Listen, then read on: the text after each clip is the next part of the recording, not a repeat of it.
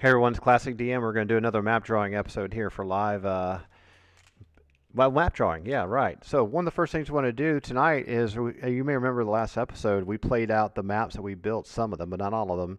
We're going to do another map tonight. It's pretty fun, pretty straightforward. We'll take an absolutely unarticulated, non-detailed three-sentence room and make it awesome. So before we do anything else, we're going to have some cool tunes going on, right? So let's just get rid of this little cover screen here and let's get on with it. So I want to talk about this again. This you've got to check these out. The Sword Coast Soundscapes. This person makes these every week or so. I think they're from the United Kingdom. What they do is they make looping videos with tons of cool sound effects for your game sessions, and he has permission to play them in the background. I think when you're doing something like this, just listen to me talk about stippling can be boring, but let's put some cool sounds going in the background. You know, I really like this desert cave one. It's really cool. Let's play that. So I'm going to play that in the background. You should go check his site out. I give him full credit for this. I'll put a link in the description so you go check out his site as well. And you have all kinds of awesome ambient stuff to play in the background, looping forever while you're playing with your friends or just doing design work by yourself. It's better than a film soundtrack. Very well done. So with that out of the way, let's go ahead and start talking about what we're going to do tonight. So as usual, we're still in the Glacial Rift of the Frost Giant Jarl, right? So let's get our map board out here and let's see what we got. So let's get this a little bit smaller, and then we'll pull the reference for the original module up here on the right hand side, and we'll have our big goofy dirty drawing board for you to check out. So all the way down to the maps, here's our characters and all the character sheets from the battles and everything, and then we've got the player information. You may remember that the players in our campaign have their own maps. What we're going to do is we're going to take one of these areas. They have a map that kind of looks like this. It's all in fact, let me make that bigger for you so you can see it a little bit. If you missed the episode where they got this map, it's worth going back and checking out. Okay, I'll turn the board off real quick. So we're gonna do this area here, which just looks like a big curvy nothing, right?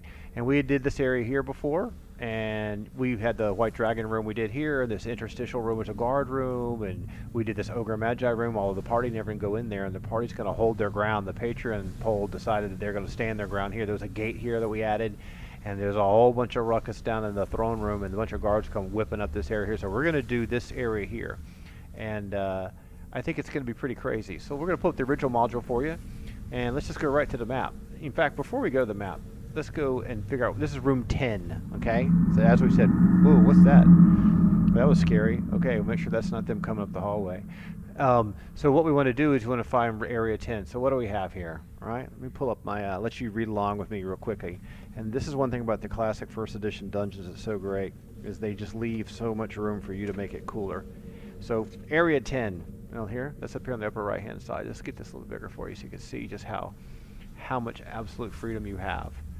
I mean, this is an opportunity for you to be creative. Anti-cavern, number 10. You see this up here? All you get is this. 4 Frost Giant guards. Got some crappy hit point numbers. Are alert here at all times. Each has a club, spear, or throwing boulder in hand. They will shout to alert the guards in the south if intruders into the area. They have no treasure. I mean, talk about, like, there's really nothing to go with at all for that. So let's draw this room and make it awesome. As you remember last time we were playing, our party had a lot more happened than just that. They had alerted a number of guards. This room was pretty well populated. I won't pull that map up because I'll bury it underneath the glass and everything. But let's take a look at. So this is the room we're going to do, and let's just mark this up here. And I know the last time I did this, I was kind of like banging on the table. My little tripod here is the best tripod in the world, so I'll try not to bang on the table so much because I know it can be irritating. So let's get this. Sounds like we're having a cave-in the background. So we're going to do, so last time we did this room here, okay? We did this whole room here, and we actually played it. It was a lot of fun. Very fun room. It just flowed right over from this other room. So we did that. We did this room last time. We talked about all kinds of details of drawing that map. We did this room here, and we also did this Ogre Magi room as part 2 of that first episode. So what we're going to do tonight is 7 and 8 are kind of boring. I'll do them some other time. I'm going to do 10 because I know what's happening in the gameplay, that everything's kind of rushing up this corridor for 10. And if you know this module pretty well, you know that the throne room is down that way, okay? And so with the throne room being down that way, that means the throne room itself is going to be really amazing. But I also know that if things go bad, and the players make too much noise, we're just going to do this area here, okay? That we got stuff in 8 and 7 that could cause problems. So to keep it simple tonight, we're just going to do room 10. And remember, north is always up for you. Now, to make drawing easier tonight, I'm going to draw things oriented north for you as well. So actually, I'm going to do it the other way. I'm going to do north pointed my way up, because this is kind of a long room, and with this size tracing paper, we want to be sure we cover the whole sheet, you know, so we can draw the room, and then we can always turn it on its side when we're actually playing. So we're going to do this with north pointed this way tonight. So you're going to be facing west when you're watching, okay? But when you actually get to gameplay, we'll turn the map the other way. So the first step, as always, is get a good piece of paper going and get it taped down. So as you've maybe heard me say before in the past, just roll that paper out that you want. Make sure it's long enough, and then you're going to tear it off. So what we're going to do, turn this way, and we're going to pull off enough of this.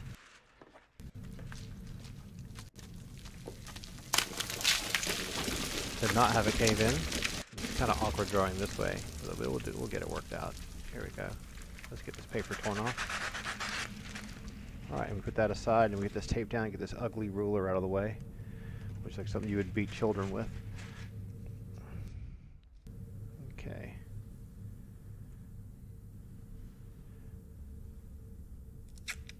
Let me get this tape down. I always like to tape away from me, so that way I can lift and lower the trace paper if I want to without it getting too much in the way. So that first step, remember the first step?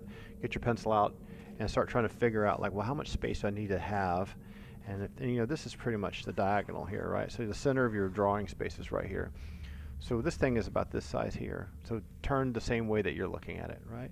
So what do we have? We have like 1, 2, 3, 4, 5, 6, 7, 8, 9, 10, 11 plus or minus 10-foot squares. That's pretty big. This may not be enough paper, but what I'm going to do instead, I'm going to try and give myself a little center line here, just a quick little graphite line, and I'm going to try to start with this aperture opening where we had the opening for the fence. And you know what? I am going to pull that other map out so we can see how it lines up. Give me a second. I'm just going to set my color drawing book down here, and let's grab that other map out of this table here. I really should get me a smaller ruler. This big goofy yardstick thing is way too big. Here, we'll put him here to keep you busy for a minute. Alright. Where is our other room? I'll give you some glass to play with while I'm digging up a map. I got a huge stack of maps over here. Don't put your lips on it. Oh my goodness, there's just way too many maps. Look at all this stuff. Good God. Look at all these maps. This is a mess. Someone buy me a flat file, please. Okay. Every map ever drawn is... I'm very organized, as you can tell. I have to be careful if I move the camera around too much. It makes the audio lag out in the background. That's kind of weird. Okay, I'm looking for a particular map. Where is it? Where is it? That's a Remorhaz map. We don't need that. We're getting closer. There's a dragon room. Here's the Ogre Magi run. We'll set that aside. Here's the horn room. Here we go. Okay, great. Let's get this mess out of the way. If it's not funny, it's not worth doing. Get this out of the way. It's funny how a video updates when you're moving your hand and have a lot of objects moving in front of the camera like that in these lighting conditions. It actually increases the bandwidth usage. So when the bandwidth usage goes up, it makes the audio skip because I'm streaming the audio. Get the big book out of the way. And get this big glass out of the way. Alright. So, what were we talking about? We were talking about this room here. Now, if you watched the last episode, everything was turned north for you. Okay? So what happened is the party had enemies going. They had a big gate here, and a bunch of giants escaped and fled. They did a morale check and ran away. So the players decided to kind of hold their ground in this space here, right? So this is a bunch, a bunch of minis we had running around, and everyone's kind of pulling back. They're kind of hoping with the vote on the Patreon that the giants are going to come through here. So what do you got here? Great choke point. You got a choke point here, lots of shadows. A lot of those torches were snuffed out. So what we're going to do is we're going to start our map from here going down. Okay? So in this situation, that's up here. So one trick you can do, this is one thing about tracing paper that's really makes it a lot easier, is just trace it. You've already drawn it once before, just trace the part you've already done. So let's just do that. So I'm going to put this right here. I'm going to tape it down really quickly with just a little crappy tape here. And try to make sure it's lined up to the grid underneath on my dry erase board that we just marked up with Sharpie to keep it to scale. And I'm going to keep this to the top here. I'm just going to kind of do this super fast and loose and not do it with a lot of detail. So we just need our basic run-of-the-mill crap Sharpie. And the first thing we're going to do is let's get these timber gate poles first.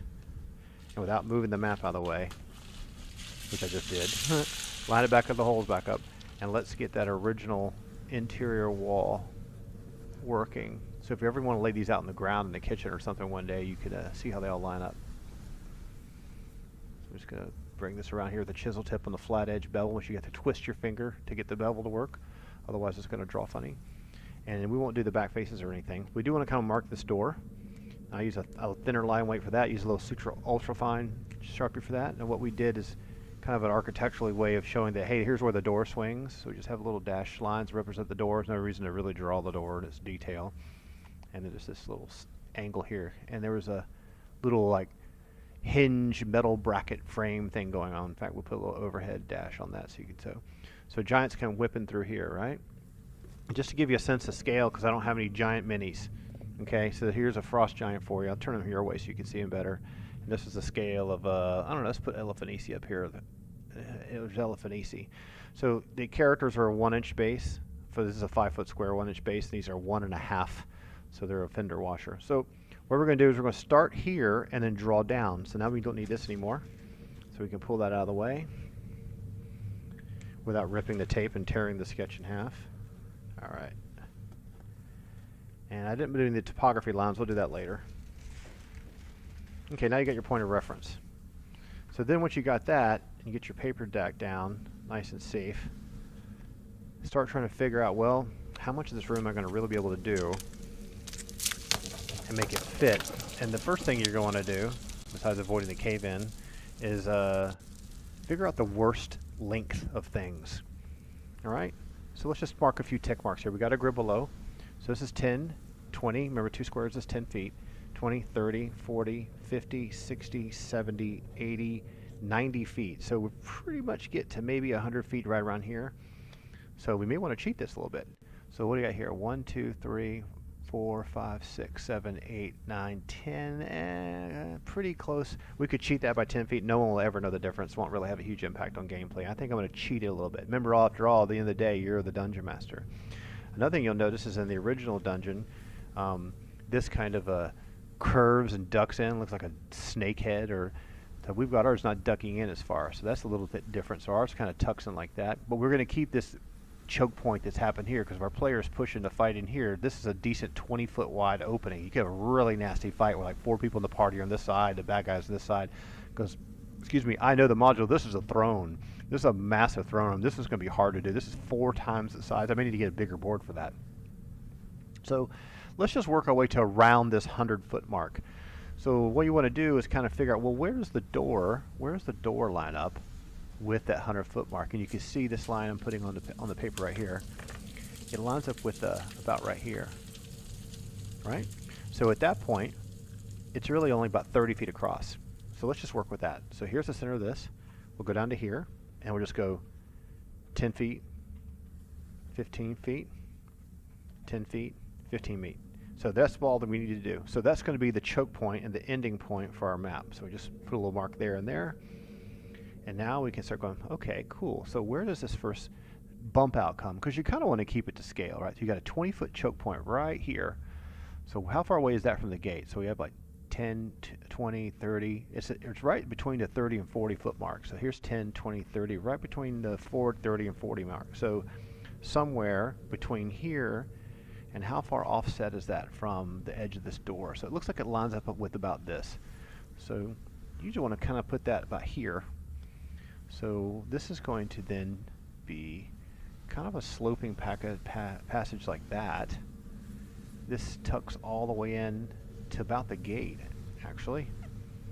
So this is going to really stick in. So we have this curving thing happening like that. Kind of like loose. Just be bold and do it loosely. And then we're going to have about 20 feet of space, 10, 20, for this cavern to kind of bump out. So we're not bumping out as far. Let's just bring this out further and have it choke in. So it creates this like cupping shape, right? And that gives it a little bit closer to what we have in the original sketch. And then from there it really widens up. So 10, 20, 30, 40, 50, 60. So you take the center line and just give yourself 10, 20, 30 on one side, 10, 20, 30. Whoops. 30 on this other side. Oh, our tape coming done. Let's get that tape back down real quick. We want to keep our grid on the grid. That's where the tick marks help. Don't worry. Here's the center. Do it this way. 10, 20, 30, 10, 20, 30. So if you look at this part here, the greatest width is only like 10, 1, 2, 3, maybe 30 feet from this center point. So 10, 20, 30, so it's about here. This is going to be the greatest extents of things. So let's just pull this way out like this, and start tapering back towards here. And that's over here. And this taper's kind of got a jog in it, right? So we're just going to have this kind of jog once and twice and come down. So that's pretty decent. I think this jog is off-center a little bit. Is it off-center a little bit? Yeah, let's pull that down in, make it feel a little more gradual. So we'll pull that like that. Okay, so now we've got a good enough layout to sort of match what we had before. As far as the major combat spaces, being off by 5 feet isn't going to kill anyone, but you want to capture the major, like the major choke point. You want that accurate. The width of this room, you want that accurate. You want the width of this room to be accurate. You want to be able to look at your map with a quick glance and go, yeah, that's pretty close to what it really looks like. So we have kind of this little duck in here. So here's what we're going to do. You ready? Here comes a bold move. So we're just going to do this like this, do a little jag here, come up here. Then we have this bold little lip coming up like this. Another thing I like to do is pay attention to how wide is that. It's not real wide. It's not 20 feet wide like I've roughly sketched here. So let's come down from the other side and let's bring this around a little closer. This is where it gets tricky when you're right-handed. I know it's kind of hard for you to see. I want to keep the chisel point flat on the paper, okay? So sometimes you have to cock your hand kind of funny. If you're left-handed, it's probably even worse. You have to do it like this. So what you're trying to do, let me just do a little silly side sketch for you for fun. I'm just going to tear this off real quick, right? So with a chisel point like this, we'll just do a big version of this. So here's the big marker, right? You have this big chisel point going like this. So you're trying to draw with this surface here to obviously make the boldest possible lines you can. And then you want to use the vertical part, the tip, this tip, okay, this tip to do thin lines. Now what do we mean by that? So you want to do something like this, right? So say you were to write, I don't know, say your name was Bob. So all the verticals are thin and the horizontals are thick. So that's what architectural writing usually looks like. All the verticals are thin. So you could say architecture, if I can spell it right. So that kind of, you'll notice that the font I use for all the character sheets kind of looks like that. Now when you're drawing these walls though, like in a building, if you see floor plan, all the walls, sometimes they have a little crosshatch, which is a stylization choice. They're all the same width, the same thickness, and you'll sometimes see in architecture that there'll be like, here's brick on the outside face, which is just a veneer, like in a set of house plans for a brick house, and they have little hash marks like this on the construction drawings that show what the brick looks like. So the trick is, in AutoCAD, this is a joke, you just drag it and draw it. But in the old days, you'd have a T-square and you draw a line this way, and horizontal, vertical bar, you draw lines this way. And there's all kinds of details you could put on here and stuff like that. So, but when you're doing a D&D map like this, what you don't want to do is this: what you don't want to do. Let's say that we were doing a room that had a triangular shape like this, and then it went down like that. So what you don't want to do is this. You don't want to, let's do it this way. If you're drawing it vertically like this, you don't want the Sharpie to change directions as you're doing it. You see this here? See how thin this is? So this is bold, this is bold, this is bold, this is bold, and this is thin. So it doesn't look right. So you have to kind of cock your hand. So you want to go bold, and see I'm turning my hand 45 degrees, and then bold. And you may want to turn it this way, because sometimes it's more comfortable to hold the line directly in front of you. So don't be afraid to turn the paper, and then That way you can keep that bold, flat edge happening. Another detail you'll notice about when people are doing architectural sketches is called there's no official name for it, but everyone does it on purpose. It's kind of the overextension of lines, or where they overhatch. And so what do we mean by that? So you say you in D&D you have just a basic square room. Now you can tell when an architectural guy draws a room, it'll look like this. This is a 10 foot by 10 foot square space, right? He will make absolutely sure, no matter what, that this kind of stuff is happening. You see all that? So now, if someone that is an architectural, they'll try to make everything barely meet. So they'll have their drawings will end up looking like this. Or digital artists will use Photoshop. And they'll probably, even I can't resist not doing this. Everything's all nice. And you have it done in a CAD program, which is it's like selling your soul to the devil. You'll have stuff that doesn't even quite meet, like you try to do a map in PowerPoint. Let's just do this up vertically like this. And this line will come over here, and they'll have like little rounded edges. These things will be little rounded edges like this. It just looks terrible. It doesn't have any personality. You want things to look like someone, like when I wrote this out, you want it to have some style. So think about how you're holding your chisel point when you're doing the big bold lines, okay? Silly little philosophy course there. Another thing you be careful with is when you start doing the bold lines, don't make everything one continuous serpentine line. Like, don't do this, right? Don't just start here and start slowly dragging this long ski curve. Just be bold and just snap over. See how I'm kind of like snapping from point to point? Because you want this to look like rock. Even when we're drawing the on the scratch paper here, even when we're drawing, let's do it this way so you can see it better, right? We're saying we're just going to draw an L shape. So you go down straight and go over straight. I'm trying to hold it steady, trying to keep it straight. You're drawing rock, you want rock to have this natural kind of cragginess. What you don't want rock to do is you don't want it to be this long, happy serpentine. So it's two different styles of doing the line. And the way to do it is reality, these little points here are where I've jittered and stopped on purpose. So those little jitter stop on purpose points where you kind of like go like this, then change direction and change direction and change direction. Those little angular changes of the angle going up and angle going this way, angle going that. Those little subtleties give it a sense of personality. It's almost like brush strokes from a painter. So when you're doing cave walls and stuff like this, you're keeping in mind, excuse me, the chisel point face on the surface, and you're also trying to make sure that you've got some kind of change in angularity happening, which makes things feel more organic. All right, cool. Now what we're missing today is our eraser, but we'll erase this stuff off later because it shakes the whole camera and makes people seasick. So I would normally flip this over and do the back, but what I want to do now is talk about some design work. So we talked about this choke point here. These guys have got this gate happening here, which we'll do the articulation on this later. There's only 4 giants in this room. I mean, come on. Now we've got the adjacent chambers, this massive throne room. These guys would have to have something. Yeah, you can send me an email, I'll send you that, right? They'd have to have something down here. Let's do something else. They've got the first gate set up. What would they do down here? They'd probably do another one of these gates. I think that'd make it very interesting. In fact, they might even do, in Terra, there's a dungeon that has a barricade, a series of barricades, one like level 20 dungeons or something. We could have a barricade in here, but you're right next to a throne room. So something grander, more exciting. This is a security gate outside the mansion. This is the mansion entrance, because right when we get past here, we've got this huge throne. In fact, let me just read it to you real quick so you can get it in your head here of what actually that next room is, right? This is room 11. The Great Cavern of the Jarl, right? This is where the special functions and feasts take place. Now that's all you need to know, right? That's the coolest, biggest, most important room. It's like the Great Hall in the Steading of the Hill Giant Chief. So if you're the Jarl and you got all this money and you're making deals with Ogre Magi and you're doing stuff, think about how he's going to celebrate this entrance here. So how about this? Let's use some stone pillars, okay? We can use the grid line beneath it, and when this makes stone pillars that are very rectilinear. So instead of making square timbers jammed in the dirt, let's say they've carved out massive stone pillars that are 5 feet wide.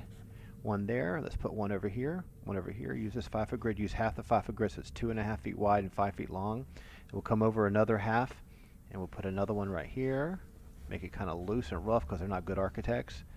This is just clunky giant architecture, right? And then they have this big grand archway maybe carved out of stone. So with an archway, it would be, maybe it's something, there's like a posted lintel, kind of a Stonehenge thing going on, right? So you got this archway above that's just sitting on top of these big, heavy, huge carved stone blocks. It gives them a chance to put all their little details and pictures of them choking dragons to death and whatever else frost giants need to feel good about themselves. So we'll detail that out later. They wouldn't really need a door. I don't really think a door is necessary. You don't need a fancy gate. You wouldn't have 2 wooden doors because you could see right through this, right? So you got these huge, massive stone supports. What was that? And then, so now we could go back to this space. So if that's the case, this is the grandest of the grand entrance. So when we start detailing this area, we probably put some torches and things like that there. In fact, let's go ahead and do that. Let's put little sconces. Let's do some architecture here. Little Egyptian type of theming where a processional type of thing's happening. So you have this space in front of here and space in front of this. So it kind of creates this natural space like this, but the path is this curving path like that. So as you're coming around the corner, you're seeing this grand arched entrance and everything. What would be something really impressive? You have 2 torches here. You've got, maybe you have some big drapery type things hanging on these cave walls. So we'll put something on there like that. So let's put some massive, huge, like tapestries that they maybe got made or stole from someone. And they're just kind of hanging on the wall. So you put, imagine you seeing like it Bloodbath and Beyond, or whatever you want to call it, Bed Bath and Beyond, you got this huge tapestry things hanging down. So that's cool. So you got the, you're seeing the view here. You can imagine almost seeing the view with the, so you need to have some torches there, right? You don't want to have the torch things in front of it. The torches are burning. They're going to kind of illuminate here. Let's put 2 massive candelabra type braziers kind of centered and offset about this distance away from here. This is kind of a level design thing. So we're going to put these big 10-foot diameter braziers. One here, and we'll put the other one about right here. Try to draw a nice clean circle on one stroke. And we'll put those little supports like we did before, little tapered things to keep it from teetering back and forth. So make it completely symmetrical in these babies because you're drawing organically, so it won't look totally symmetrical. So that looks pretty good. We'll detail that out later. So you got 2 big braziers burning, and there could be guards and stuff in here. So if this is the grand entrance, what's this space over here? What's this going to be? This is probably where the guards have their table and maybe some weapon rack, right? So let's put a weapon rack along this wall. And you just kind of think of the weapon rack that you saw in Neverwinter Nights 1. If you ever played that, it's like a sloping thing. In fact, we can use some scratch paper for some of this. Let me get an extra piece of paper out here. And we'll do these little side sketches for a laugh to kind of talk about some of those details as we design this together and try to make it cooler. If Gygax can only see us now. So, you know, you have a little weapon rack, right? Something that kind of slopes up like this, but it's got a wooden frame and it's sitting back. It's got a little niche at the bottom. You just put all your spears and all cool halberds and stuff are sitting on it. So you got these weapons sitting on these things. Beck de Corbins or whatever the devil they're called. Little niches here. So this is the thing sitting on the ground, right? Up against a wall. Creepy cave wall. Huge spears. So these things are kind of at an angle. So you can just run up to it and grab it. And they're going to be huge, so if you're like a frost giant, this is going to be like 2 feet or something. So that's what these things kind of represent. And if you want to, you could go through there and say, well, you know, let's draw a couple weapons on there to make it look cool. Well, you know, sure. Let's just put a little spear tip here, put a big halberd tip here. It's foreshortened. Foreshortened is when you're seeing something at an angle. Like here's the pen. If you draw it from directly top, it's a like a cylinder. Let's see if we turn towards the camera, right? But if something's foreshortened, it's like that. So it's like an angle a little bit. So we can put this down here like this and have these tapered poles going down. So we're not doing what we're supposed to be doing. We're supposed to be doing the big details first, then do little details. We're getting carried away here, but it's all right. So this little weapon rack with a bunch of spears. And we all know these giants like to throw boulders, right? So they're going to have a weapon rack. They're going to have a, let's do some clunky boulders like we did in the other room. You may remember that from the other little drawing session. So we make these kind of cloud-shaped little boulders, and you'll make them look like some are stacked on top of others, okay, because there's a standing up like a pyramidal shape. So here's a bunch of boulders. In fact, let's put a couple extra boulders that are littler that kind of rolled off the bowling ball pile, make it more interesting. Maybe they're all jammed up against the wall in this location, so you got some underneath here, and we can detail out those later. So you got a pile of boulders, you got a weapon rack with a few weapons in it. Let's put another big massive huge axe type thing here. Who knows what it is. So we talk about maybe having a table. Well, let's do some organic stuff here. We've got a lot of stuff that's right on the grid. So let's just put a table that's kind of off center here. Just sketch it real loosely with the graphite because we can remove that later. So we're just going to try to keep these lines parallel. Okay, okay? Even though it's a giant made table, it should still be kind of parallel. Let's make sure those lines are articulated. Let's put a bench that's kind of skewed out. Like someone got up and just left the bench, didn't tuck it back under. We can put this bench, no one wants to sit on the outside, everyone wants to sit in the back. Put this bench kind of just barely tucked under like that. That looks cool. That'll work all right. So if you're sitting here, you're Mr. Frost Giant hanging out, waiting for your shift to end. You know, you're sitting here by the boulders. There's a room for one guy to sit here, another guy to sit here. And this is a pretty long table. This is like 10, 15 feet long. What else would they need in here? So this is kind of holy. Don't stand around this area. Then you got this space over here. What can we do with this wall? So we have a circulation space, a pace for bad guys to come marching down the road, right? So you have your Frost Giant visitors, and here's how big some giants would populate this space, right? Here there's a guy in the doorway, and what do we got? Stone Giant in here, visiting, talking to this dude. Here's a Fire Giant. You can't even tell what he's doing. It's so confusing looking. All right. So what's this space here for? Well, you can't just have one table. Maybe we can have another table. So this situation, let's make the table kind of sticking out from the wall, kind of planar or tangent to this flat surface that we inadvertently created. In fact, let's jam it up against the wall and make it a really big table. And this one, let's use a bunch of big stools. So we'll put 4 stools here. Let's make this a big, thick table. So we're going to do this one real quick. It's going to go like this. This marker's dying. I need to get a new one. I got one in a box, but don't worry, I won't take it up now. They last me about a month, and then they die. Put some. Here's our little stools. They sit big stools. Remember, these are big butt dudes, right? These aren't people-sized stools. They need to be really big. And let's not put a stool in the end because it kind of starts to encroach on this walking space. So this is a much bigger table than we've done before. That'll work. We can detail that out in a minute. You got opportunity to put something over here? Well, I don't know. Let's just put a little table here. This will be. This is a table where they have their flagon of beer. Maybe it's got a little shelf above it or something, mounted to the wall. So we can put that. That's where they have drinks and stuff. And they might even have a little cool tapestry on this wall here. You sit at the table and this big poster of the white dragon being enslaved or something terrible like that. All right, let's get these bad boys out of the way here. All right, so we've got some basic ideas happening here. So what can we do here? This is a choke point. So do you want to do the curtain thing? We could do that again. I do want to get some of this out of the way. I know this is going to shake the camera. I'll try not to shake it too much. I know it's awkward sometimes. I'll get a better mount. It'll be better. But for now, we're going to try to be soft about it. Let's do the same thing that we were going to do in one of the other rooms for the Ogre Magi. And so what we're going to do, we're going to create a little steel iron bound frame for either side of this. Let's get rid of this. We don't need this anymore. This is just our rough guidelines. These are just a regular old crappy HEB #2 Office Depot pencil. We'll clear this stuff off later on. So how about a big curtain here? But they'd leave it open. And remember, we had a situation in the gameplay section where 2 guys ran. So they run down the hallway. Maybe the curtain was drawn, but they kind of pulled the curtain over, ran into here, woke up some guys. Some guys ran to the throne room, and there's 18 giants running down the hallway now. They would push the curtain out of the way kind of rapidly and casually.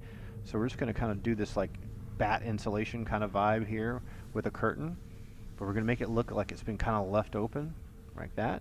So they have this curtain frame happening here. We'll put a little drop shadow on this. It's one of my favorite things to do, give things some life. So you got this big curtain here. That would separate like this space from this space.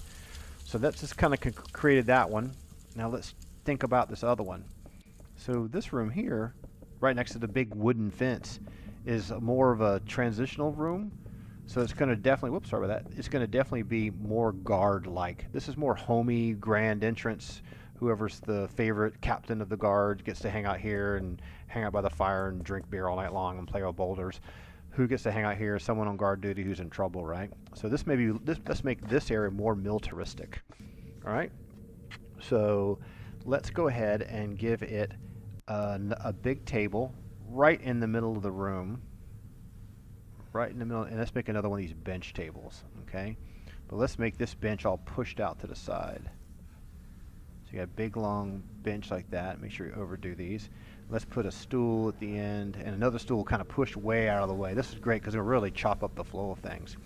And whoever was sitting here kind of push this stool out of this bench like this.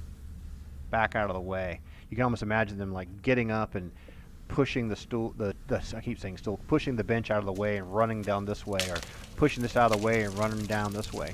So that's going to create kind of a clog pattern, which would be neat because in combat the players have to go around this. And I always say this to level designers because I'm an old school level designer myself, is the level is part of the puzzle. So the combat puzzle is really dictated by what happens in the room, where the things are, where the spaces to walk are. You know, if you just have this a big empty room like in the original map, there's nothing interesting going to happen. Everyone has the ability to move wherever they want to move. There's no thinking about tactically what you want to do. In fact, one of our other episodes, we had a situation where the cleric jumped on top of we had characters running around like this, and we had a stealth assassin here, and we have a guy fighting here, and we have another guy in this doorway. So, you know, you think about this. You know, you get the curtain up. He's not going to stand here. If the assassin was hidden in shadows and the druid was back here and he wanted to slide through here and jab guys in the back as they come through the doorway, he can't actually see him.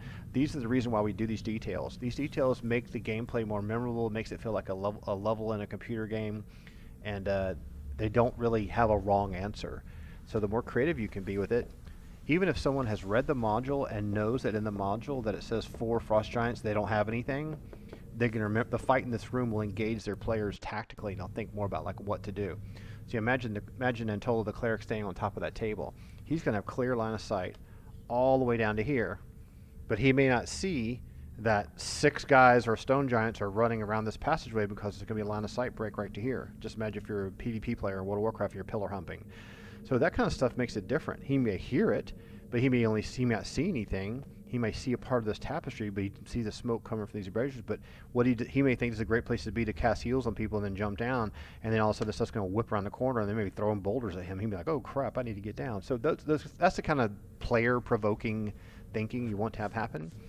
So let's go back to this and our militaristic thing. Let's put a much cooler weapon rack than this crappy one Drew here, which is like the worst weapon rack I've ever drawn ever. Let's put a bunch of cloaks on hooks. This is a big theme in the dungeon. I know it seems kind of silly. In the original description, you heard me say last time that the first few pages of the module are usually not that useful. They spend, you know, how much, this is like a fourth of a page to talk about just this giant bag contents. So, hey, let's give it some, let's have a bunch of cloaks and giant bags hanging on the wall here. In fact, we'll do it on both sides. So you want stuff, you're going to go upstairs, you're going to go up to the Glacial Rift to the upper level. Here's where you hang your cloak and your helmet and all your other stuff. So we're going to put a bunch of like triangular shapes here, huge furs. That's another thing we've been doing is this is down in the cave level, and there's some braziers to keep things warm, but it's still freezing cold down here. See a bunch of cloaks hanging down. Let's put a bunch of bags on this one. We just use some funny little oblong shapes to represent some bags, tuck some bags underneath this. So it kind of lets the players know this is soft stuff, soft decorations along the edges. It doesn't look awesome, but that's okay because it gives some kind of, we'll detail it out, make it look better. So you need light sources. Think about light. So in this area, we have 2 torches, we have 2 braziers. That's a lot of light coming out of this area. You need more light over here and more light over here. So just do a little circle and do a little support. This is like a torch sconce. When you go through the curtain and come into this room, you need a light source. Now, there's no chandeliers. These guys aren't going to do that. So they got a bunch of cloaks hanging along this wall. They're going to probably have a sconce here. You've got more cloaks having here. You wouldn't have a sconce here. It's too close to the fabric to burn. But this one sticks out. This is a great spot. You see how this is sticking out? So when you get ready to think to yourself, like, gee, where's a good place to put wall sconces? Think about things that are sticking out. So here's a regular wall, cave wall going like this, and this sticks out. This kind of area sticks out into the room. That's a great place to put the little torch. That way when it's illuminated, the light is being cast more into the room. If you have something that's tucking in like this, that's a better place for stuff, okay? Because it feels closet, like, I hate to say it, but it feels closety, like a closet. So go ahead and put a nice torch sconce here. That'll help illuminate this entire area here. This will help illuminate this area here. And hey, look what, we got a good, nice planar surface right here. Let's put another torch here. Let's not do braziers in this area. We got braziers in here, it's more formal. Let's make this more rough and dark around the edges. You got the door that swings in, so most folks are going to run around this way, pull the door open, and slip through the door. People don't like to pull the door towards themselves and step all the way around it. With that being said, think about your bathroom door. Where do you hang towels and stuff? So here's another great place for another like cabinet with intermittently used junk. So we're gonna, maybe that's another place they keep their flagons of beer or mead or brandy or whatever they use. Now, think about decor. If you're in here or you're on giant duty, okay, what are you gonna have along this wall here? Well, they don't have a water source, and we have water source in the next room, so we don't really need that. What else can we do with this to make this interesting? We don't want to just keep doing tapestries all the time. Could just leave this stone. We could match. Let's do some natural cave formation stuff. So let's give this a little detail. So how about this? We're going to put some stalagmites coming out like this, which are just a series of little circles, and we just do circle upon circle, concentrically, like this. Make them get closer and closer and closer together as we get higher. And it kind of looks kind of goofy, but it's supposed to kind of represent like, hey, there's a natural cave formation happening here. In fact, you can go over here. Let's always try to think about these things when you're doing this kind of detailing. It really helps someone kind of visualize what's going on with this space, what's happening in the room, what does the ceiling look like. Alright, there we go. These are stalactites, these are stalagmites, these are on the ground. Over here's the cloaks, this over here, this is the entrance. That's okay detail. This room's missing something. It needs, the one big table is pretty cool. It needs another stool tossed in here. I'm going to stick another stool over here. I'm going to put an extra set of stools here against this wall. And this over here could use something too. I'm going to put 2 more stools right over here. Alright, so since we're on the subject of stools and wood, I'm going to untape this and we're going to do some detailing. Okay? We don't need this tape down anymore because we're going to do stuff that doesn't really relate to the grid. I'm going to shuffle the paper all over the place. So let's pull this closer. And I'll tell you what I'm going to do. I'm going to zoom the camera in a little bit for you. And then we're going to do some detailing so you can maybe see it better this time. There we go. And that should work a little pretty good. I try not to get my hand in the way so much. So I'm going to turn this way for you. Closer to you. There we go. I'm just going to do some cross hatching here, okay?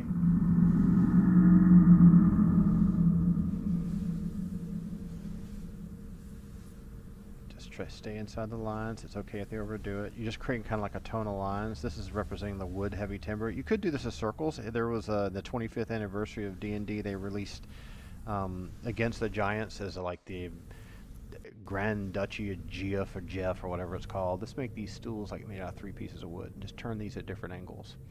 That map done, if you've ever seen it, uses massive, huge wood grain patterns inside some of these things here. Let's take the stool, give it like a 3-plank kind of a stool. I'm gonna make this kind of a 2-board. Whoa, that's crooked. A 2-board thing. In fact, I'm gonna give them a second line here, really close to the first one. Make it look like rickety boards, not straight. In fact, I'm going to carry that theme over to here. This is another technique I want to share with you. It's really fun to do. So you've got stuff lined up with a grid. This is not with a grid. Let's put this right here so you can see it a little bit better. Line it up with a grid, okay? You got a grid line underneath here. So start your line parallel and just don't make it solid, like dash it a little bit, and then do it solid at the end. So you can nuke this in solid, solid, and then dash it a little bit, and then solid again. It kind of implies, instead of being solid all the way across, implies that there's wood grain in here. If you want to, while you're here with this line weight, you could just go ahead and kind of do that rough wood grain vibe like I talked about before. For those of you who've never done the wood grain thing, vibe is actually a technique. You just do it with a bigger marker here on top. So say you got a piece of wood, starts here, goes down and ends here. You want to kind of go over an angle, down and down. Go over an angle, down and down. Go over an angle, down, tuck in, and go down. So the lines are kind of like, they look like a lie detector test. Sometimes they're close together, but they create this rhythm of distance apart from each other. If you turn them from the side, it kind of looks like something stacked on top of each other. So that's a really good way to do wood grain. You can just do it really lightly, like the weight of the, I'm not even holding this pen, I'm not pushing down at all. Just let the weight of the pen kind of do the line for you. And if it gets too noisy, you may want to go back and take your wood grain slot that you had before and make that bolder, so it's not fighting the wood grain bold mark that you did before. Maybe go over it a couple times, 3 times to give you a shadow line there. So this would be a good candidate for in fact, let's put the shadow line inside this niche. I'm going to put some wood grain on this part where I goofed up and made it too big. chicken scratching. Perfect. Something loose. Alright. I'm gonna do these doubled up. Let's double these up. You could put little details and little sconces, make these all triangular if you wanted to. Whatever you want. It's just make it fun. If you're having fun drawing, just keep drawing. The cloaks, you know, you could put little ruffle bits on the bottom of the cloaks, make it look like there's like winter wolf fur or something. Because once you tell someone it's a cloak and it just looks like a pukey triangle, it's not going to help anyone believe it, right? And we've all seen cloaks, right? We got a character here with a cloak, right? Where is our druid? Where do we put her down somewhere? Oh, here she is. So, you know, even when you see a mini, it's a poorly painted mini. I'll turn the light this way so you can see it better. So, you know, when you see a cloak, you're looking at it from above. You see the little lines that define the ins and outs. So you want to try to recreate that kind of from this perspective, right? That's what you're trying to do. So it's usually a series of vertical lines like this, but they're not super straight. They're kind of like flowing as if they're hanging down. And if you want to be super fanciful, you could do things like, hey, listen, it's like, you know, winter jaguar. Let's put the light back down here. Winter spotted leopard stuff.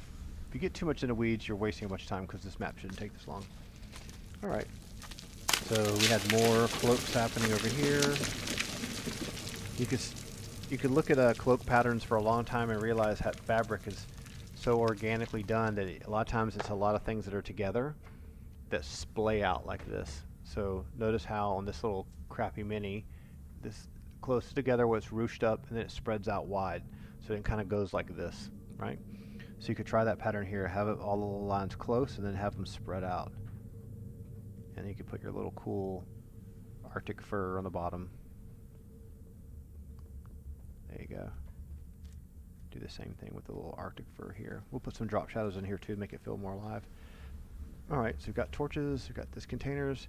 Let's throw a few beer mugs on here. You never can have enough beer. Big heavy ceramic mugs. Let's put one on its side just so someone can get an idea of what it is, right? So the big beer mug on its side spilled some junk on the table. Alright, that's good enough. This is weak. Let's fix this. It doesn't look like it doesn't look cool enough. Make this bulkier. In fact, let's put another half one over here. So, drop shadows, right? Need drop shadows. You know, some of this is cheating, right? Just do it on 2 angles. You can do it at 2 different angles if you want to. It's just to try to give things some depth. It isn't really a true drop shadow, but once you start the lighting direction, kind of keep it going the same way. I'm going to do most of this lighting as if it's coming from the player space. Even though there's a torch right here, and technically the shadow would be a different way, I'm not really going to get over fixated on that. Alright, cool. That's okay. We haven't done any stone stippling. We could do that. We could put a little light wood grain on this thing, put a few bottles on here or something. Let's do some topography lines. You ready? So I like to use the big swooping lines like this. Make sure that you go underneath the furniture. And let's make this slope way out and around and have this slope really close together and then around. And then we do another one really close together and around. So this is going to be a nice slope.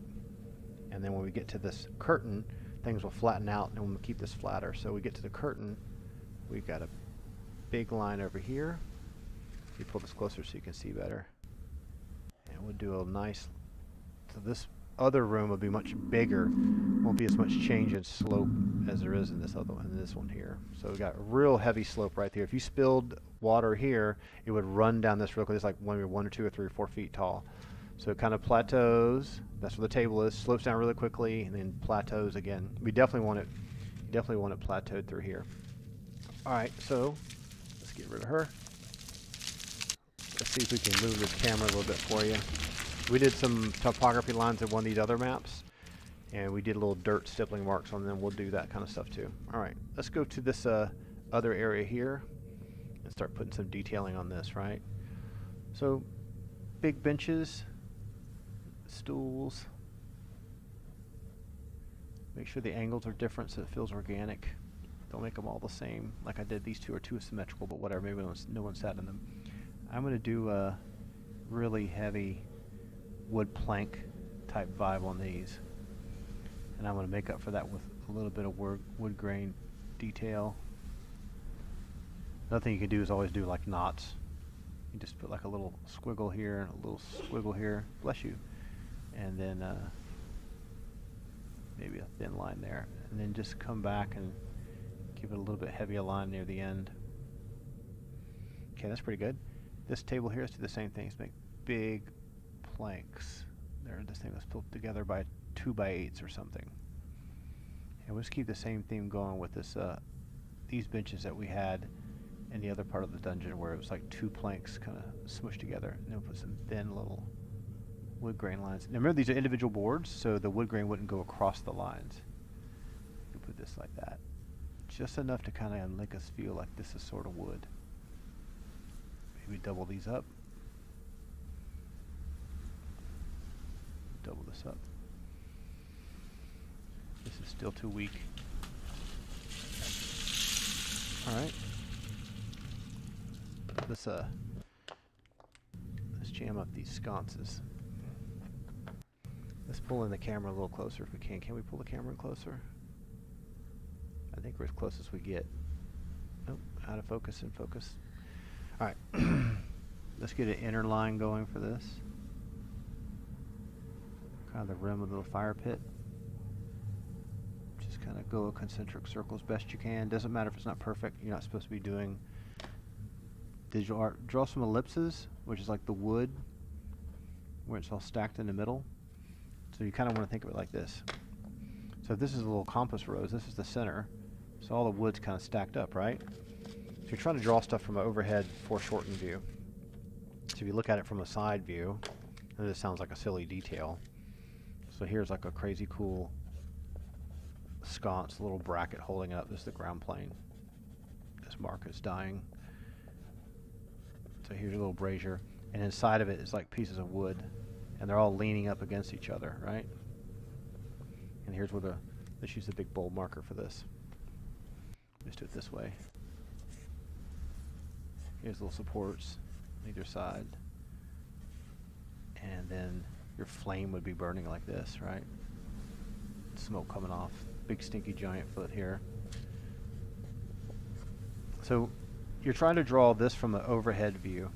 So a good way to do that is just do like an ellipse and then think that the log is going to get bigger as it comes out towards you, but don't make this angle change too much. It looks really weird that way. But if you make it too straight, it just looks like a Coke can. It just looks like the most perfectly rounded cartoon log ever. There's nothing wrong if you want to make this kind of like a nodding log like that, but that kind of detail is kind of lost in gameplay. And so we're going to go back to this. We'll do a few ellipses. Put some logs in here. Put some tucked underneath. Make this. There we go. Throw some extras in here that are underneath. Then when in the gameplay we're drawing on top of the glass, we can do the smoke for it. If you want to put a little detail inside this thing to make it feel like it's stamped metal or something, that's fine. You can put little rim details here if you want it to feel more interesting. Any kind of line what you can add to things to make it feel like it has some depth to it. You can also remove your guidelines if you don't want them in the way, especially if your ink dried. Drawing logs. Yep, 40 years later.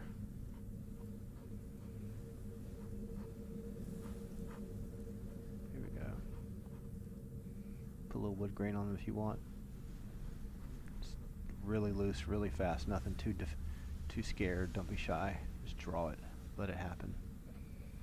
There you go. That's pretty good for brazier. That'll work. If I want the logs to go outside the line, it would look weird. You can put some more details on here. One of my favorite comic book artists when I was a little kid was Mike Grell. Mike Grell did the Warlord. It was a DC comic. He used to use tunnel lines all the time on his stuff. This will look great once we put drop shadows on it. Okay, let's clean up some of the junk pencil that's growing all over the place. And I'm just going to use. You may remember this talking before, but see this eraser? See how black it is here? So we want to kind of get rid of that. It's just going to clean that off by rubbing that layer off on some paper. It's getting it cleaned off, just rubbing it off. And then we can let the weight of the eraser hold that paper taut so it doesn't stretch. You want to get all this chicken scratch off of this place. And this may shake the camera a little bit. I'll try to do it gently. Because I do a lot of rough pencil guidelines, and they really get dirty and noisy looking later, especially if you run your hands over them. So you have all these thinner lines that we created earlier to line things up. Just drag this over and get rid of that. You want the white space, in this case the canary yellow space, to really read. But we got some junk over here. We're drawing the walls. We laid out this table. You may want to go back and check and see how that eraser's doing. If it's getting all clunked up again, just scrape it off. Also, when you're doing this, you're heating it up, which can cause forest fires. Let's get rid of these lines out here. Okay. And if you got a brush it away. I'm just going to use the dry erase marker eraser if I can find it. Yeah, there it is over there. Get these tick marks out of the way. I have a tendency to make everything so bold and so hard when I press down with a pencil. It could be a lighter touch on these. Got any more junk over here? There's no major guidelines, so you just get this dry erase eraser and get this stuff cleared out of here. Alright, we're getting there. Starting to look like a map full of junk. Let's go do our back faces for a little bit. So, you really want the walls to read as if they're cavern walls, so someone can tell a silly drop shadow from the exterior. This is where I want you to... You don't need to tape this down, but start... It doesn't matter where you start. Just draw in a way that feels natural for you to draw. So, I'm going to actually do it... I'm going to spin the map around to match the chisel point. Okay? So I'm just going to chisel in this way. I'm just going to turn the map so I can always go from left to right. So I'm always going to go towards my right because I'm right-handed. And this line can be a serpentine line. It doesn't have to be the jagged edge. You're just adding some thickness on the back face here. And since it's not taped down, you can, like say you screw up and go like that, you can just go back over it, no one cares. And sometimes all those little organic touches like that give a hand-drawn map a lot more character. Makes it look more like a caveman drew it.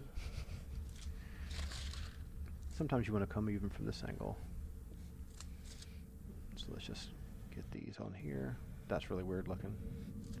Too much squiggle bits. Alright.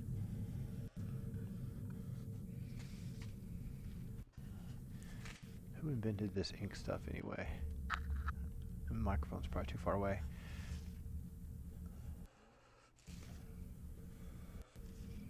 I wish the audio would stop doing that. It's driving me batty. Okay. Alright. It's probably because I noticed that when you move the camera around a lot like this makes the audio just wig out. We get a lot of brightness from where's that coming from here? We'll pull this back a little bit so it's not so washed out. Alright, so we can flip that back over. Okay, let's take a moment and take a look at what we got going on here. So how are we looking? We don't have any drop shadows down here. Let's do that real quick. So big braziers. Let's flip the drop shadow direction on these. So let's just pull this around this side. And you just kind of want to like, whoa, that's thick. A little half moon. The furthest away point should be thick, and the other side shouldn't be as thick. And since this light's coming from this way, we're going to do it like this. We're just going to put a drop shadow here. The furthest away point. In fact, we'll do a little crash course on that. In architecture, that's how we do our trees. It just gives things a sense of depth. I just tear off another piece of paper here. Let's do a little quick little drop shadow thing for fun. Alright, so let's say you're let's say here's a light source giving you light. Here's a stool, right? So light's all shining this way, like this. This is the side that's in shadow. Now what you don't want to do, you're not doing like a stencil shadows. You're not trying to like draw the legs, and you can do this if you want to do high detailed renderings and try to make the shadow look stranger or longer because you got a stool over here and then the shadow starts going at a funky little angle and it bends around the direction of light. That's not really necessary. This is a D&D map. We're not trying to get in the Museum of Modern Art. What I suggest you do instead is like, okay, here's basically a big major light source that's shining light out this way, and I've got a round object here. We'll just spin that around and take your chisel point. Start with the chisel point vertically and then go around and come back up. So if you did that without the stool, it kind of looks like this, which is also like the letter U. So thicker in the bottom and thinner at the top. So if you're writing YouTube, right? Whoops. It'd be thicker in the bottom. So thin, chisel point vertically, thin, and then as you curve, the flat edge comes up. So that's a good way to do, if it's not a rectilinear one like this one, you're doing a curve, that's a good way to do it. So you may want to also turn your paper around so that works better for you, like this. You put a nice big thick shadow on this one. I'll put a shadow here, throw one on this. We got our stone walls over here, the little stone pillars, remember those? Let's put some really bold shadows on this. But let's make the shadows project at this angle. So this one's going to be on this side, this one's going to be on this side. So light coming this way, so this will be this one on this side. Okay. Little wood grain opportunity here missed earlier. Okay, so then we have all these boulders in the corner. Remember those? We do the same kind of thing with them. We just put some quick little half circles on here. Just keep them all on the same side. Doesn't really matter about the thickness here. You're just trying to imply that these things have depth perception. You can go back with your little chisel point, just clean up the details if you want, like brush strokes. There you go. Alright. You don't really want to do drop shadows for these things. You could if you wanted to. Just something to give it a sense of anchoring base. Just sometimes it's good to have another line weight in there. I'm a real abuser of line weight, that's for sure. You don't really want to try doing it there. This doesn't really matter. Just put a little bit here. Here's this cabinet. Let's put the other side on this one. Alright, that's good enough for little silly drop shadows. Alright, the stippling thing, we talked about that last time, where let's do it with the topography lines. Let's pull this over here so you can see a little bit better. So this is all stone formation. So you want lots of stippling lines having close to the stone or further away from afar. So what you could do is start farther away and follow the topography line, but not as much, and increase it as you get closer to an edge. And then when you get over here, it's like a galaxy that becomes the grains of sand. Get really close and then do a lot in the corners. So 1, 2, 3, 4, 5, 6, 7, 8, 9, 10, 11, 12, 13, 14, 15, 16, like 20 of those. So you put 20 of those real quickly in here, and then less and less as you're further away. When you have lines like this, topography lines, sometimes it's kind of nice to kind of gradually go on either side of the topography lines like this. Just touch it, just let the ink just touch it, and you get more and more detailed and thicker as you get to the edges. There you go. That kind of helps a little bit. Also, where you have an intersection of two major features, like this this gate. Let's swing this around this way. We got this gate down here. This is a good place. Don't forget your other side. Have lots of stuff, stipples, and then go further away.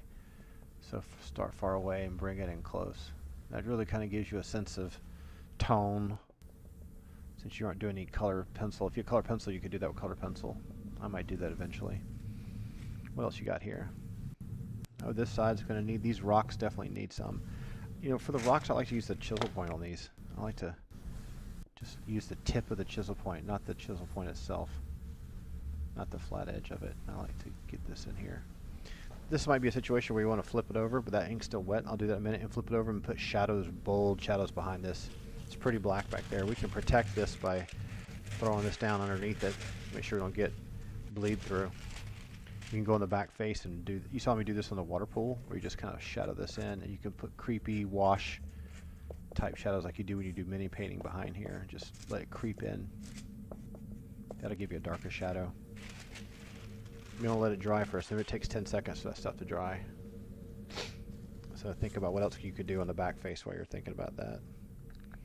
Might be kind of nice to do something with these pillars here. I'll tell you what, let's give it another layer of shadow on either side of this, on the back face. And it won't read as strong on the back face. It'll be more muted. And we could even do this.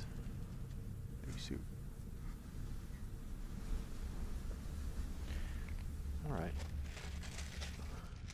Give that a second to dry. And we're almost done. Alright. Wait for this. I want that to dry. I don't want to smudge yet. Alright. I'm not going to blow on it, don't worry. Alright. So this is kind of barren and empty through here, but this is a walking space. So there's another thing you can do is, let me turn this way for you. Think about traffic patterns. You've seen it. If you ever rented an apartment or a house before, you know what it's like to have a traffic pattern, right, where everyone's walked all the time. You can do that with stippling, or you could do it with You could, if you wanted to, kind of put like drag lines like this, and it kind of represents like wear and tear. So you could put this like this, just like a path was carved out. So folks, big giants have been walking through here. What would the traffic pattern be? And as silly as it seems, it's almost like a road. So they're gonna, they're walking around here and creating a worn path. And what you can do is then go back and put some stippling along the edge of that to help it read a little bit better. So start further away and bring it closer. See how this curves around like this? They'll just bring it out and just bring the stipples and have them follow the little line here. This is a good spot for it too, right here. That helps accent the curve. That way, when your eye looks at something, it kind of follows the curve. Okay. We didn't draw any cool beverages or anything on the table. That's okay. We'll get away with murder here. This will be a nasty room. Okay, cool. I think that's enough. Do you think it's enough? There you have it. Room 10. All right. Now, what's one thing? What did we forget to do? We forgot our north arrow and we forgot our room number. So north is to the top. So usually when I run these sessions, I put the north arrow down here for you. I'm just going to put it here this time. Just do a circle, and a vertical and a horizontal, and north is like this. And usually just give it 2 little quick swooshes there.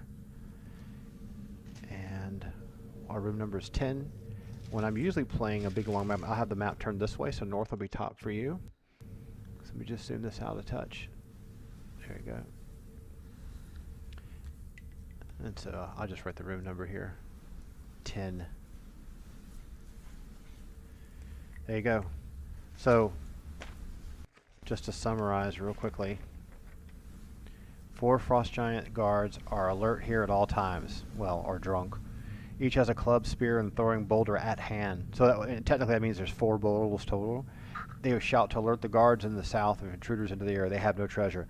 So we took something that was 3 sentences, probably written as long as it took me to say it, and we turned it into something that if it was in full color or a digital map, it'd be awesome. We've got some stalactites here, stalagmites. We could even do something over here. We could put some more at the last minute. What else does it need? Just put some big stalagmite formations coming out of the side of this wall here. Maybe a little baby stalactite sticking out. This little torch. Let's put a little more torch details in here. This is okay. We didn't do anything with the stone. We could hatch the stone if we wanted to. If you want to give it some tonal lines, maybe just do like a cross hatching like this. In fact, what you should do, see, I don't want these stones to be floor to ceiling. They're not like concrete pillars. But they need more stone to them. Let's just dirty them up with some really dense corner stippling to make them look nasty. There we go. Now it looks like heavier stone. Don't go outside the line, just stay inside of it. The corner over here where there's no drop shadow is a good place to do that. Make it look, and put a few more dots on the inside so that he has the big heavy stone. Don't try to draw giant footprints like this or anything, right? It's not poured concrete. Alright, another thing you can always do is if you always just put your break line here. And break line just helps you know that like another map's on the same. Okay, cool. I think we got something there. That's pretty neat. Quick little map. Hope you had fun watching it. We'll do more of these again. And the throne room will be a real trick. I don't know how we're going to do that. I may have to get a bigger board. Maybe we'll do that whenever Thanksgiving. Not sure yet. But we're definitely going to play this probably tomorrow, depending on how things go. But there you go. There's room 10. Very cool. Hope you had fun.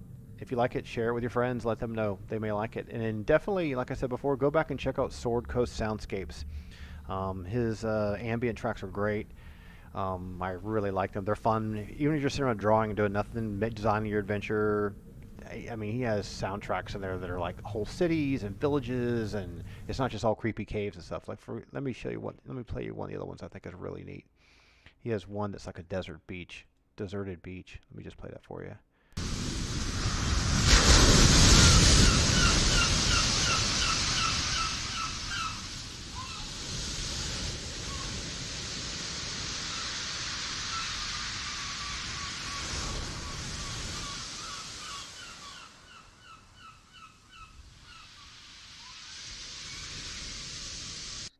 So if that doesn't make you draw seagulls, I don't know what will. So, get in the mood, make your worlds come alive, put some attention to detail in there, but don't spend all night long like I did.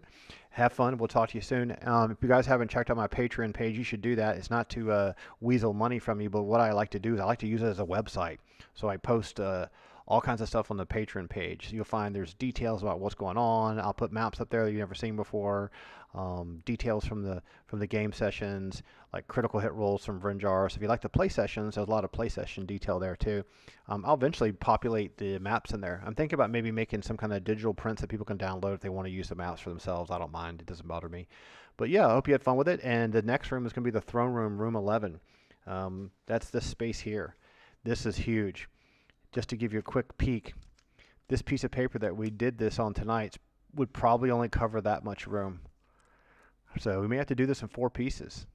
That's a really, really big room. I need a bigger table. But then the camera would be too far away. And just the throne itself is amazing. We may want to take this one and break it up into pieces like this. So it's a one long room. I don't know. We're going to have to figure that one out. If you've got a suggestion, let me know what you think. I don't want to redo the scale. I want to keep the scale for the minis and everything. And there's also shelves on the side. Really crazy. So we took something really boring and we made it really neat and interesting. It has a lot more life and more personality to it. And I have a feeling there'll be people jumping on tables and flipping over braziers. So anyway, like, subscribe, share with your friends, and have fun. We'll talk to you later. Enjoy making your world and playing in them. Take care. It's a classic DM.